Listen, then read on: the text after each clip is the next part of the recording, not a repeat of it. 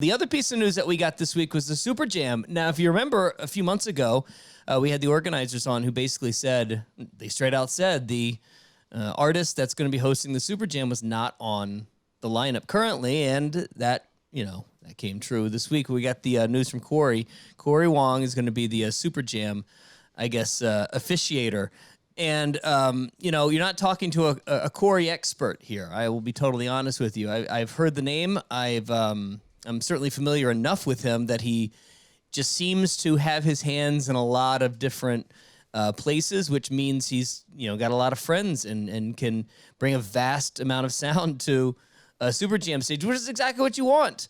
You could go from rockabilly to, some punk metal with this guy, it seems like. So bluegrass. It could be go bluegrass, sure. It could be a really, really fun SuperJam, a sneaky SuperJam, something that you weren't really expecting to be the star of the night, but it feels like it's got a little bit of, I don't know, for the first time it's got a little bit of energy, mainly because it's so unknown. I don't really know what to expect. We kind of we figured out what Jack Antonoff is going to bring with his show last year, because they basically told us. This feels a little mysterious and kind of fun.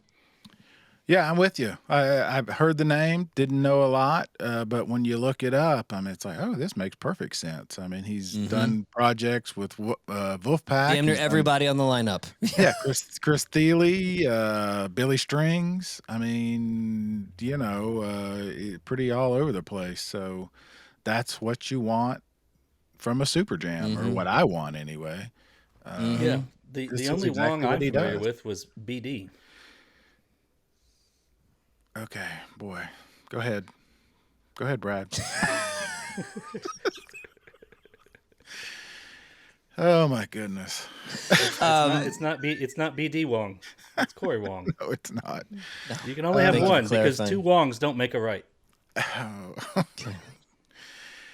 Okay, he's played with Larry Carlton, who I love, Victor Wooten, Bela Fleck, Chromeo. I guess I'll go. I guess I'll go now. Yes. Yeah. And scene. Your job here is done. And scene, exactly. No, I think it's a good pick.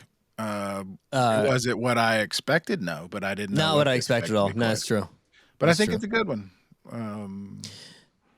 So we'll see. We'll see what happens. So, go ahead. The problem with the SuperJam every year is I don't think I've been to a SuperJam that really even got me maybe in 10 years. Have I been to a SuperJam that I've really, really loved? Which one did I like? Billy Idol. The one with Billy Idol, and Britney was there singing. Yeah, I'm pretty sure that was 2016. It's been a long time. Oh, well, that's less than 10. But you liked it, is what I'm... That's really... It, yeah. I agree with you. That was a big one. I liked it. Billy I like came it. over Look, I think the across- SuperJam is the bread and butter of Bonnaroo, and I just kind of wish that it always had a little bit more oomph. But then again, I can't really say that with too much authority, because I always end up skipping it.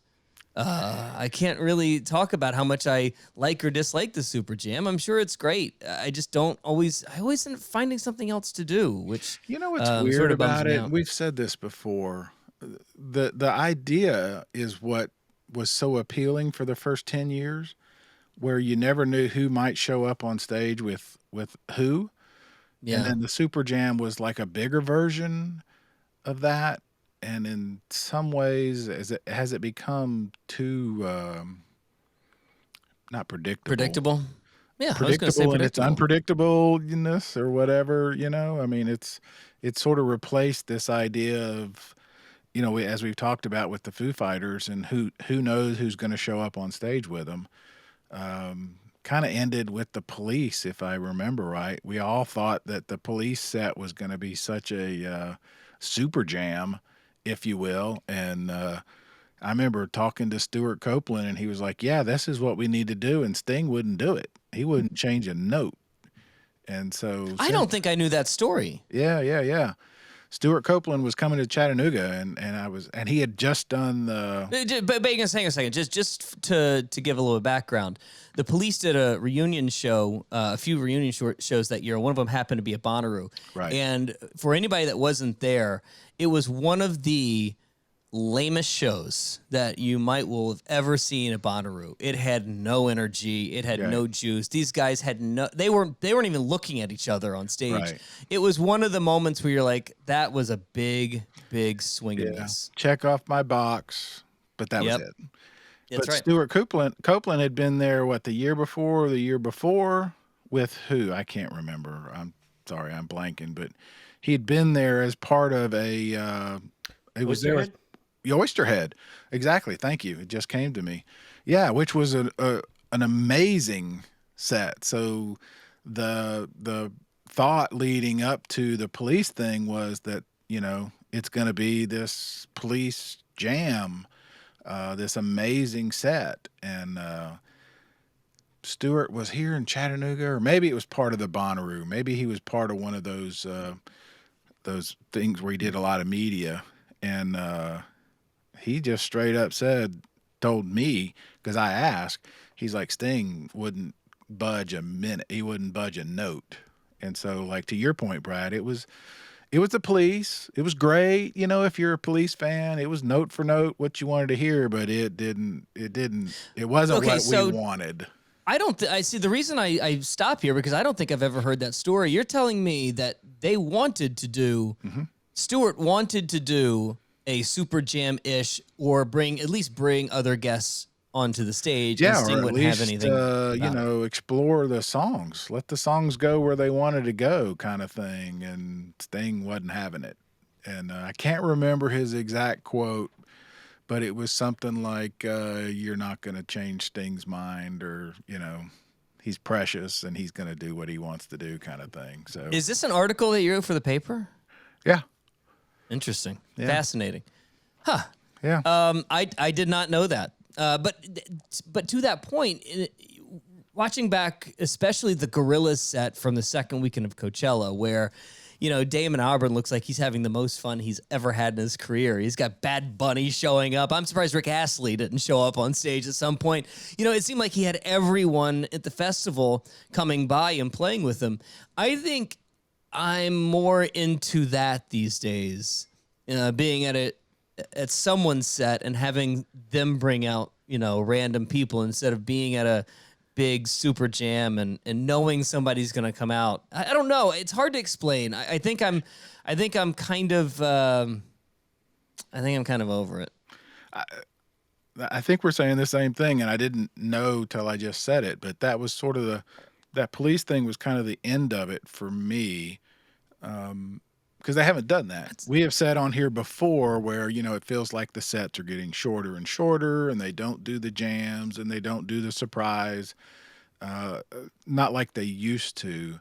And I don't know if it's because the industry has changed or what, but I don't disagree with you. That whatever it was, 2016 set with Billy Idol and all that was my favorite SuperJam. The other ones have been like, okay. Wasn't it more late night too? Wasn't that the SuperJam was always? Oh, later? always. It seemed like last year it was always early midnight early. You mean yes? Before it was late night. It was wander over and kind of wander over and see who shows up on the back porch type of thing. That was the whole thing, and now it's become a little bit formulaic, maybe. Yeah. Well, also, let's be honest. We're talking out of both sides here a little bit. Yeah, I know. But also, to be honest, it's hard to do. It's really, really hard to do. Right. You can't just ask random, artists who are pretty into their own methods. Like, oh, come on up, just play a few notes. That doesn't really happen like that anymore. No, that's right. I mean, that one we're talking about and it was such a personal thing for me because Billy Idol's show was great. Britney you're a huge fan, as we all know. Larry Graham was on that stage. Larry Graham basically invented the slap bass, so it was not only great music, it was getting to see heroes. And that's hard. So yeah, I think you're right. It is hard. And I think that's, Cory seems to be a good pick for that reason, because he's done this. This is what he does. He's used to putting these sort of things together. So